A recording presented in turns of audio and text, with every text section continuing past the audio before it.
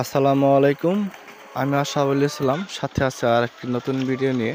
December মাসে ডিমের বাজার অনেক কম, তো এখনও সেই রকমই রয়েছে। তো ডিসেম্বর মাসে ডিলারের কাছে আমার মোট ডিম দিয়েছি 27,600 পিস, যার অ্যাভারেজ বাজার ছিল 9 টাকা 99 পয়সা, অর্থাৎ 10 টাকার আশেপাশে, যার মোট দাম আসে 2,75,900 টাকা।